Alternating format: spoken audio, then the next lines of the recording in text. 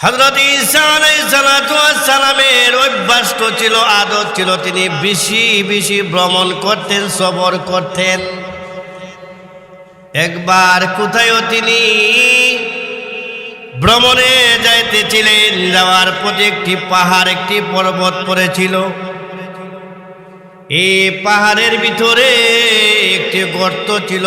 সেই গর্তের ভিতরে তাকাইয়া দেখে, সেই গর্তের ভিতরে একটি সাদা পাথর দেখা যায়। সেই যে পাথরটা হলো দুধের চাইতে আরো অধিক সাদা, অত্যন্ত সুন্দর পাথর। সেই পাথরটা দেখে তিনি অত্যন্ত আশ্চর্য বোধ করেছেন, মহান আল্লাহ এত সুন্দর পাথর সৃষ্টি করলেন। আল্লাহর পয়গম্বর হযরত ঈসা আলাইহিস সালাতু ওয়াস সালামের আশ্চর্যের কথা দেখে মহান আল্লাহ গায়েব থেকে আওয়াজ দিলেন আর বললেন, রে আমার পয়গম্বর ঈসা, তুমি মাত্র একটা সাধারণ সাদা পাথর দেখে তুমি আশ্চর্য বোধ করেছ, তোমাকে কি এর চাইতে আরো একটা উত্তম ঘটনা দেখাবো?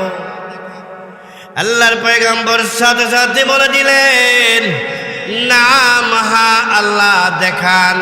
এই কথা বলার সাথে সাথে সেই পাথরটা দ্বিখণ্ড হয়ে যায়, পাটিয়া যায়। পাটিয়া যাওয়ার পরে তাকায়া দেখে সেই পাথরের ভিতরে একজন আল্লাহর ওলি মাথায় পাগড়ি নিয়ে আল্লাহু আকবার নামাজে দাঁড়ায় আছে।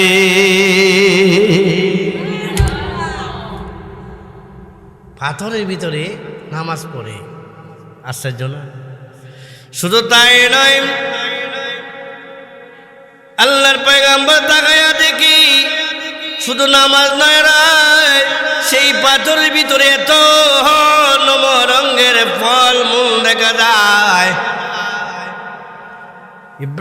আল্লাহু আকবার। ঈসা আলাইহিস সালাম বলেন, এমন ফল মূল আমার জীবনে দেখিও নাই, শুনিও নাই।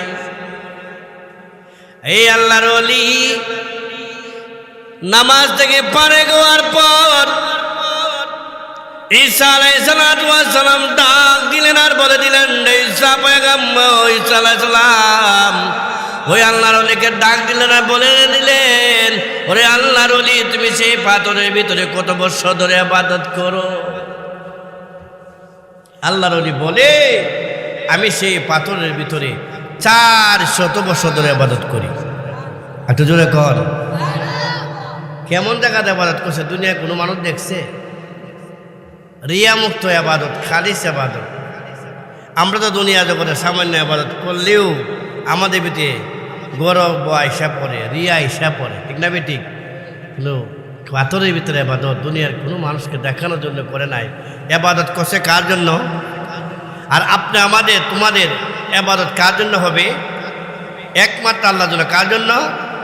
আল্লাহ বলে, কুল ইন্না সালাতি ওয়া নুসুকি ওয়া মাহইয়ায়া ওয়া মামাতি লিল্লাহি রাব্বিল আলামিন।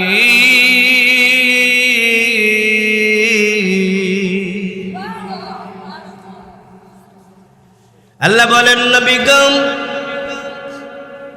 আপনি বলে দিন, আমার নামাজ, আমার কুরবানি, আমার হায়াত, আমার মত সবগুলি একমাত্র রাব্বুল আলামিনের জন্য। ওই আল্লাহর ওলি সেই পাথরের ভিতরে 400 বছর ইবাদত বন্দেগী করলো আল্লাহকে রাজি খুশি করার জন্য। কিন্তু তার ইবাদত বন্দেগী দেখে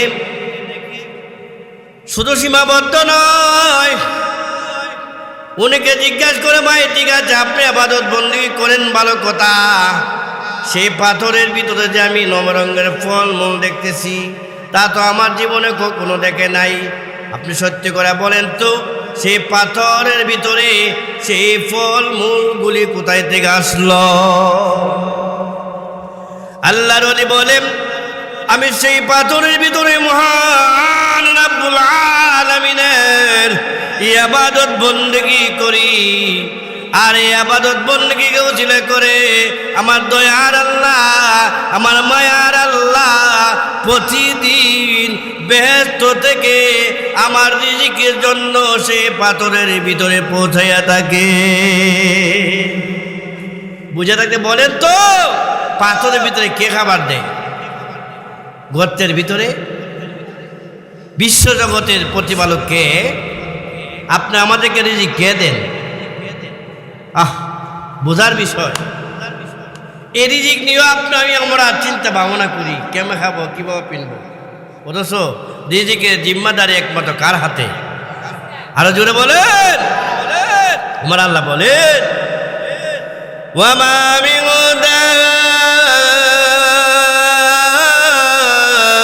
দাব্বাতিন ফিল আরদি ইল্লা আলাল্লাহি রিজকুহা। মহান আল্লাহ বলেন, পৃথিবীতে আমি আল্লাহ পাক রব্বুল আলামিন যত দাব্বা সৃষ্টি করেছি গো, যত চতুষ্পদ জানোয়ার সৃষ্টি করেছি, দাব্বার ব্যাখ্যা জালালাল শরীফের মধ্যে করা হয়েছে। পৃথিবীতে যত মহান আল্লাহ যত মাখলুকাত সৃষ্টি করেছেন, সকল মাখলুকাতের রিজিকের জিম্মাদারি হয়েছে মহান আল্লাহর কুদরতি হাতে। মহান আল্লাহ বলে, রে বান্দা, আমি আল্লাহ পাক রব্বুল আলামিন হয়েছি তোমাদের খালিক, তোমাদের সৃষ্টিকর্তা। তোমাদেরকে কিভাবে লালন পালন করতে হবে সেই দায়িত্ব আমি আল্লাহর। আর তোমাদের দায়িত্ব হলো আমি আল্লাহর দাসত্বতা করা, আমি আল্লাহর গোলামি করা। সেই পাথরের ভিতরে রঙের ফলমূলগুলো আসলো দীক্ষা। আল্লাহু আকবার। একটা হলো 400 বছরের ইবাদত। এই আল্লাহর ইবাদত দেখে আল্লাহর পয়গম্বর অত্যন্ত আশ্চর্য বোধ করেছেন। এই আশ্চর্যগুলো দেখে আবার মহান আল্লাহ গায়েব থেকে আওয়াজ দিলেন আর বললেন, কিরে আমার পয়গম্বর ঈসা, তুমি মাত্র তার 400 বছরের ইবাদত বন্দেগী দেখে তুমি আশ্চর্য বোধ করেছো। তুমি জেনে রাখো, তোমার পরে একজন নবী আসবেন, যিনি হবেন বিশ্বনবী, যার নাম হবে নবী মুহাম্মদ রাসূলুল্লাহ সাল্লাল্লাহু আলাইহি সাল্লাম। তিনি উম্মতরা হবে, ওনার উম্মতরা 400 বছর হায়াত পাবে না, দীর্ঘ লম্বা হায়াত পাবে না, তারা অল্প হায়াত পাবে। কিন্তু সেই নবীকে, নবীর উম্মতকে একটা পার্সোনাল, এই স্পেশাল একটি রাত্র দেওয়া হবে। এই রাত্রে যদি খালিদভাবে ইবাদত করতে পারে, 400 বছর নয়, হাজারো হাজারো বছর চেতে, হাজারো মাসের চেতে, আল্লাহু আকবার, এই নবীর উম্মতের আমল নামায় তাদের আমল নামায় সব দেওয়া হবে। সুবহানাল্লাহ বলে। এই স্পেশাল আমল, আর স্পেশাল আমলটা যদি করতে পারে, আল্লাহু আকবার, লাইলাতুল কদরে করতে পারলে 400 বছর নয়, হ্যাঁ, হাজারো বছরের চাইতে, হাজারো মাসের চাইতে এদের আমল নামায় সব আরো বেশি দেওয়া হবে। এই নবীর উম্মত, আমরা এই নবীর উম্মত হতে পারছি। এই নবীর উম্মত এই ওয়াজ শুননা আল্লাহর পয়গম্বর ঈসা আলাইহিস সালাতু ওয়াস সালাম আল্লাহ দরবারে 2টা হাত উঠাইয়া দিয়েছিলেন আর বলেছিলেন, আল্লাহ গো, আপনি আমাকে ও নবীর উম্মত না বানাইয়া আমাকে কবরে নিন। আল্লাহর পয়গম্বর হযরত ঈসা আলাইহিস সালাতু ওয়াস সালামের কান্না আল্লাহ কবুল করেছেন। এই হিসাবে বর্তমানে হযরত ঈসা আলাইহিস সালাতু ওয়াস সালাম দ্বিতীয় আকাশে আছেন। কিয়ামতের পূর্বে আপনি আমাদের নবী, বিশ্ব নবী, রাহমাতুল লিল আলামিনের উম্মত হয়ে আবার দুনিয়াতে আসবে। আমরা কেমন নবীর উম্মত হতে পেরেছি ভাইরা আমার? এই নবী কি সাধারণ নবী? এই নবীর আমরা উম্মত। আমার নবীর পাওয়ার কত! আল্লাহু আকবার। আসরের মাঠ যখন আরম্ভ হয়ে যাবে, ভাইয়ার আমার, বন্ধুরা আমার, বিচার হওয়ার জন্যে হাসরের মাঠের জন্য বিচার আরম্ভ হয়ে যায়। কেন? হাসরের মাঠের অবস্থা হবে করুণ অবস্থা। ভাইয়ার আমার, 50,000 বছর পর্যন্ত এক জায়গায় দাঁড়ায় থাকতে হবে। পায়ের গাম বুক পর্যন্ত, পায়ের গাম বুক পর্যন্ত চলে আসবে। ভাইয়েরা আমার, সূর্যের তাপ দুনিয়ার তাপের চেয়ে 90 গুণ তাপমাত্রা বেশি হবে এবং সূর্য 9 ইঞ্চির মাথার উপরে থাকবে। কি করুন অবস্থা! সেই সময় সকল নবীর উম্মতরা কাঁদতে থাকবে, সকল নবী রাসূল কাঁদবে। ইয়া নফসি, ইয়া নফসি বলে কাঁদবে, কিন্তু আমার নবী, আপনার নবী ইয়া উম্মতি, ইয়া উম্মতি বলে কাঁদবে। ভাইরা আমার, প্রত্যেক নবীর উম্মতেরা যার যার নবীর কাছে দৌড়াইতে থাকবে। হযরত আদম আলাইহিস সালাতু ওয়াস সালামের উম্মতরা আদম আলাইহিস সালামের কাছে যাবে, যাইয়া বলবে, আল্লাহর পয়গম্বর, আজকে আসরের ময়দানের বিচার যেন শুরু হয়ে যায়। যদি জাহান্নামী হয়ে যায় জাহান্নামে চলে যাব, আর জান্নাতে হলে তো জান্নাতে চলে যাব, তবু যেন বিচার শুরু হয়ে যায়। আল্লাহু আকবার। আদম আলাইহিস সালাতু ওয়াস সালাম বলবেন, আমার আজকের এই মাঠে সুপারিশ করার মতন ক্ষমতা আমার নাই। এমনই ভাবে এরা বিভিন্ন মুসা আলাইহিস সালামের কাছে যাবে, এমনই ভাবে বিভিন্ন নবীর কাছে যাবে। লাস্টে যখন ঈসা আলাইহিস সালামের কাছে যাবে, ঈসা আলাইহিস সালাম বলবে, শুনুন, এই আজকের এই হাসরের মাঠে, কিয়ামতের মাঠের বিচারের জন্য সুপারিশ করার মতো কোনো নবীর নাই, কোনো রাসূলের নাই।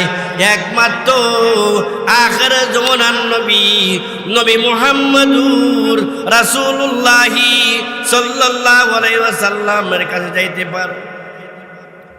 সকল নবীর উম্মত যখন নবীর কাছে সুপারিশ করতে যাবে, আল্লাহু আকবার। আবার নবী, আপনার নবী আল্লাহর নির্দেশে মাকামে মাহমুদ নামক স্থানে সেজদায় পড়ে যাবে। আর সেজদায় পড়ে পড়ে পড়ে আল্লাহ দরবারে যখন কান্না আরম্ভ করে দিবে, একটা কথা শুনেন, আল্লাহর পয়গম্বর নবী মুহাম্মদ রাসূলুল্লাহ যে চক্ষু মুখ থেকে পানি আসুক আর নবীজি কাঁদুক, আল্লাহ দরবারে কিন্তু সহ্য না। দুনিয়ার ভিতরে নবীজি হাসছেন আর উম্মত উম্মত বলে কাঁদছেন। করুণ কথা। নবীজি যখন ইন্তিকাল গনায় আসলো, গভীর মনোযোগে বুঝবেন, নবীজি দেখা যায় কাঁদতেছে। নবীজি কাঁদবে, ব্যাপারটা কি? আল্লাহ পাক রব্বুল আলামিন হযরত জিবরাইল আমিনকে ডাক দিলেন আর বলে দিলেন, জিবরাইল, তুমি আমার বন্ধুর কাছে যাও, আর বন্ধুর কাছে যাইয়া আমার সালামটুকু জানাও, আর বলে, আর জিজ্ঞাসা করো আমার বন্ধু কেন কাঁদে। আল্লাহর নির্দেশে জিবরাইল আলাইহিস সালাম অতি দ্রুত আমার নবীর কাছে চলে আসলেন। আয়েশা সালাম জানালেন, বললেন, মা বাকাইতা ইয়া রাসূলুল্লাহ, ও আল্লাহর হাবিব, আপনি কেন কাঁদেন? আপনার কান্নার কারণটা ভাই কি? নবীজি বলল, আমি কাঁদি, আমি আমার উম্মতের জন্য। আমি যখন ইহজগৎ থাকবো না, ইহজগৎ ত্যাগ করে যখন পরকালে চলে যাব, তখন আমার উম্মতের কি অবস্থা? উম্মতের জন্য কাঁদে। এবার রব্বুল আলামিন হযরত ইব্রাহিম আমিনকে ডাক দিলেন আর বলে দিলেন, জিবরাইল,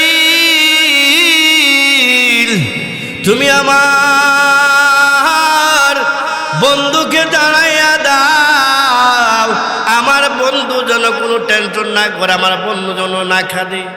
আমার বন্ধু যখন এই জগতে থাকবে না গো, আমার বন্ধুর উম্মতের দায়িত্ব আমি স্বয়ং আল্লাহ করে নিলাম। নবীর পাওয়ার কত! ও ভাইরা আমার, হাদিস শরীফ আছে ভাইরা আমার, কোন নবী পয়গম্বর রাসূলরা বেহেশতে যাইতে পারবে না যতক্ষণ পর্যন্ত আপনি আমার নবী আল্লাহু আকবার বেহেশতে প্রবেশ না করবি। এমনই ভাবে আপনার নবী আল্লাহু আকবার কোন নবীর উম্মত বেহেশতে যাইতে পারবে না যতক্ষণ পর্যন্ত আল্লাহু আকবার আমার নবী আপনার নবী রাহমাতুল লিল আলামিনের উম্মতেরা যতক্ষণ পর্যন্ত বেহেশতে প্রবেশ না করবি। এই ভাইয়ের আমার নবীজি আল্লাহু আকবার সারা জীবন ভর দুনিয়া থাকতো উম্মত উম্মত বলে কেঁদেছেন, আসরের ময়দানে উম্মত বলে কাঁদবেন। এমন নবী আমরা পেয়েছি। আমরা কি সাধারণ নবী পেয়েছি? কিন্তু নবী পাইলাম, নবীর এশকেও নাই, আর ভালোবাসা আমাদের ভিতরে নাই, নবীর আদর্শ আমাদের ভিতরে নাই, ঠিক না বেটি? কিন্তু মুখে মুখে আমরা বলি আমরা নবীর আশেক, অথচ কার্যকলাপে দেখা যাচ্ছে নবীর আদর্শ আমাদের মধ্যে নাই। অথচ আল্লাহ বলেন লাকাদ কানা লাকুম ফি রাসূলিল্লাহি উসওয়াতুন হাসানা। আমার আল্লাহ বলে গো ও আমার উম্মতেরা, আল্লাহ বলে আমার বন্ধুরা, তোমাদের নবীর কাছে তোমাদের জন্য উত্তম আইডিয়াল, উত্তম আদর্শ, উত্তম মডেল রয়েছে। অর্থাৎ তোমাদের জীবনটাকে আল্লাহর হুকুম নবীর তরিকায় পরিচালিত করো। নবীর উম্মত শুধু দাবি করলে হবে না, নবীজি 63 বছর জীবনটা কিভাবে পরিচালনা করে গেছে, নবীর আদর্শে আদর্শবান হও, নবীর লিবাসে লিবাসিত হও। আজকে দেখা যায় বাংলার জমিনে আমরা নবীর উম্মত দাবি করি, কিন্তু আমাদের বডির ভিতরে সারা দিনের বডিতে নবীর লিবাস নাই, নবীর আদর্শ বলতে নবীর নমুনা কিছুই নাই। দাড়ি নাই, পাঞ্জাবি নাই, টুপি নাই। আছে কি আর্জেন্টিনা ব্রাজিলের জার্সি, ঠিক না বেটি? হে ভাইরা আমার, এই আর্জেন্টিনা কি মুসলমান? ব্রাজিল কি মুসলমান? এদের যে আদর্শে আমরা আদর্শবান হচ্ছি, এদের এদের এদের গেঞ্জি, এদের জার্সি আমরা ভালোবাসছি কেন? এই পতাকা বাংলাদেশের ভিতরে কেন? অথচ লা ইলাহা ইল্লাল্লাহর পতাকা জায়গায় জায়গায় বাংলা জমিনে লাগানো হচ্ছে। এই লা ইলাহা ইল্লাল্লাহর পতাকা কেন বাংলা জমিনে লাগা হয়েছে এ নিয়েও তারা পরিদর্শন করতেছে। মাথা ব্যথা কেন? এই আর্জেন্টিনা ব্রাজিলের পায়ে পতাকা লাগাইতে কোনো বাধা নাই, কিন্তু লা ইলাহা ইল্লাল্লাহ পতাকা লাগাইছিল ভাই যাত্রাবাড়ি ফ্লাওয়ার ওভার নিচে। রাত্রেবেলা দেখা যায় কে এই লা ইলাহা ইল্লাল্লাহ 95% মুসলমান। এই মুসলমানের দেশে লা ইলাহা ইল্লাল্লাহর পতাকা লাগাইলে আগুন জ্বলে। এই সমস্ত নাস্তিক, মাত্র কয়েকটা নাস্তিকের কারণে আজকের ইসলামের লা ইলাহা ইল্লাল্লাহ পতাকা নিয়ে তাদের মাথা ব্যথা। জেনে রাখো, সেই বাংলার জমিনে মুমিন আছে। এই লা ইলাহা ইল্লাল্লাহ পণ্যওয়ালা জমিনে যতক্ষণ পর্যন্ত আল্লাহর একজন মুমিন থাকবে। আমাদের শাহবাজপুরে প্রায় ব্রিজের উপর লাগাইছে, কিছু পুলিশ গেছে গিয়া বলে সেইখানে পতাকা লাগাইছে কে? চিন্তা করেন। আমি বললাম তোমার কি সমস্যা, তুমি কি মুসলমান না? হুজুর আমরা তো ভয় লাগে, কেউ যদি পতাকা সিরা নিচে ফেলাইয়া দেয় তাহলে ওই হিন্দুদেরকে গিয়ে আক্রমণ করবো। কেন হিন্দুরা আক্রমণ করতে? বাংলাদেশে কে কোন হিন্দুরা কোনো আক্রমণ কেউ করে? মুসলমান আমরা বাংলার জমিনে কোনো হিন্দুরা যে আরামে আছে, বিশ্বের কোথায়ও এমন আরামে নাই, ঠিক না বেটি? আমরা মুসলমান হতে পারি, কিন্তু হিন্দুদের কোনো আক্রমণ চলে নাই। এটা কত যন্ত্রণা আর কত ষড়যন্ত্র সে বাংলা জমিনে ইসলাম নিয়ে আর কালামা নিয়ে আরম্ভ হয়েছে, সেইগুলি এ তৌহিদি জনতা মুসলমান মেনে নিবে না। ভাইরা আমার, আমরা নবীর আদর্শবান হওয়া দরকার আছে কি না?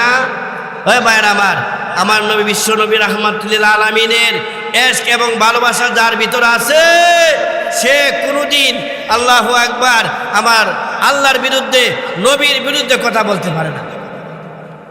কবি বলে এশকে মাহবুবে খুদা জিস দিল মে হাসিল নিহি, अरे लाखों मोमिन हा मगर ईमान में कामिल नहीं। इसके महबूब खुदा অর্থাৎ আল্লাহ পাক রব্বুল আলামিনের মাহবুব অর্থাৎ নবী মুহাম্মদ রাসূলুল্লাহর ইশক এবং মহব্বত এবং ভালোবাসা যার ভিতরে না আসবে সে পরিপূর্ণ মুমিন হতে পারে না। আর নবীর আদর্শে যারা আদর্শবান হয়, নবীর প্রেমে যারা প্রেমিক হয়, এরা হইল সত্যিকারের নবীর আশেক। অর্থাৎ 3.5 বডির ভিতরে তাদের এই নবীর আদর্শ, নবীর তরিকা, নবীর সুন্নতকে ফিট করে, ঠিক না ঠিক? আর নবীর আদর্শ আর নবীর সুন্নতকে যারা ভালোবাসলো, নবী যে আমার বলেন অন্য হাদিসে, মান আহাব্বা সুন্নতি ফাকাদ আহাব্বানি ওয়া মান আহাব্বানি কানা মাই ফিল জান্নাহ। নবী আমার বলেন, যারা আমি আল্লাহ পাই, নবী আমার বলেন মান আহাব্বা সুন্নতি, যারা আমার সুন্নতকে ভালোবাসলো সে আমাকে ভালোবাসলো, আর যারা আমি নবীকে ভালোবেসেছে তারাই তো আমি নবীর সাথে জান্নাতে থাকবে। তাহলে নবীর সুন্নত ভালোবাসা দরকার আছে কিনা? এ ভাইরা আমার, নবীর তরিকা আমাদের জিন্দগি চলা দরকার আছে কিনা? আমাদের নবীর আদর্শ আমাদের মাঝে চলা দরকার আছে কিনা? আমার নবীর আদর্শ, নবীর তরিকা হলো দাড়ি রাখবো। দাড়ি যদি কেটে ফেলে, দাড়ি কাটলে হাদিসে আছে কেউ যদি নবীজি এই দাড়ি মুবারকের মধ্যে হাত মানে বেরেট লাগায়, সে যেন স্বয়ং নবীজির কলিজায় বেরেট লাগাইছে। নাউযুবিল্লাহ। এ ভাইরা আমার, কেউ 24 ঘন্টা কবিরা গুনাহ করে না, কিন্তু দাড়ি ছাড়া, দাড়ি কাটা যেন 24 ঘন্টা কবিরা গুনাহ। নাউযুবিল্লাহ বলেন। আবার আমি যদি আপনার দেওয়ালের ভিতরে রেখে রাখলাম, আমি আশেকে রাসূল দাবি করি, আশেকে রাসূল দেওয়ালে কেটে রাখে, কিন্তু নিজের ভিতরে আশিকে রাসূলের বাপ এবং আদর্শ এবং সুন্নত বলতে কোনো কিছুই নাই। আজকে এই নবী কত কষ্টের বিনিময়ে ভাইয়ের আমার ইসলামী বাংলা জমিনে প্রতিষ্ঠিত করে গেছে, কত কষ্ট করছে। হাদিস শরীফ আছে, আল্লাহ রাসূল বলেন, আল্লাহু আকবার, হযরতে আদম আলাইহিস সালাতু ওয়াস সালামকে নিয়া ভাইরা আমার কিয়ামত পর্যন্ত যত কালিমা দাওয়াত দেনওয়ালা আসবে, সকলের মেহনত দিনে দাওয়াত দিতে দেয় যত কষ্ট এবং মেহনত করেছে, সকলের কষ্ট এবং মেহনত যদি এক পাল্লা রাখা হয়, আমার নবী আপনার নবী বিশ্ব নবী রাহমাতুল্লিল আলামিনের একদিনের মেহনত যদি এক পাল্লা রাখানো হয়, আর একদিনের কষ্ট এবং দুঃখ যদি এক পাল্লা রাখানো হয়, আমার দয়ার নবীজির কষ্টের পাল্লা ভারী হয়ে যাবে। ভাইয়ের আমার, বলবোটা কি? শুনেন কেমন কষ্ট করে, আর কেমন নির্যাতিত, আর কেমন নিপীড়িত আপনার আমাদের নবী হয়েছে। আজকে আমরা এত কষ্টের বিনিময়ে ইসলাম, নবীজির রক্তের বিনিময়ে দান দান মুবারক শহীদ করেছেন, রক্ত মুবারক আল্লাহ দিয়া এই ইসলাম প্রতিষ্ঠিত হয়েছে। আম্মা জান হযরত আয়েশা সিদ্দিকা রাদিয়াল্লাহু তাআলা আনহা বলেন যে আমার প্রাণের স্বামীকে নিয়া, এখানে কথা না বলো না ভাইয়েরা, তোমরা কথা বলো কেন? বৈচিত্র তো জিকির করেন, লা ইলাহা ইল্লাল্লাহ, মাশাআল্লাহ, আর জোরে লা ইলাহা ইল্লাল্লাহ,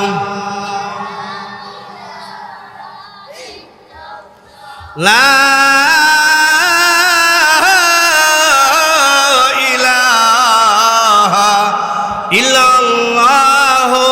মুহাম্মাদুর রাসূলুল্লাহ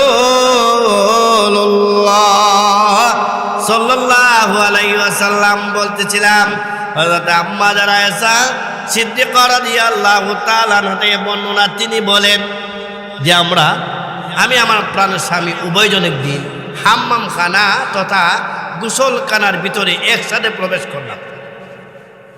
প্রবেশ করার পরে দয়ার নবীজির পোশাক মুবারকগুলি খুললেন। আমার আয়েশা বলেন, আমার প্রাণের স্বামী হওয়া সত্ত্বেও নবীজিকে কোনোদিন সরাসরি উলঙ্গ শরীরে দেখি নাই। সুবহানাল্লাহ বলেন। কিন্তু হাম্মাম খানা গোসলখানার ভিতরে গিয়া শরীর মুবারক থেকে, নুরানি শরীর মুবারক থেকে কাপড় মুবারকগুলি খুললেন। খোলার পরে আমি তাকাইয়ে দেখি নবীজির অল বডি মুবারকের মধ্যে কালো কালো দাগ দেখা যায়। আম্মা জান আয়েশা বলেন, প্রাণের স্বামী, আপনার কি কোনো সময় বসন্ত হয়েছিল? নবী আমার বলে গো আয়েশা, তুমি আমার প্রাণের স্ত্রী, তোমাকে বলতে হয়, তুমি শুনে রাখো, জেনে রাখো। ও গো আয়েশা,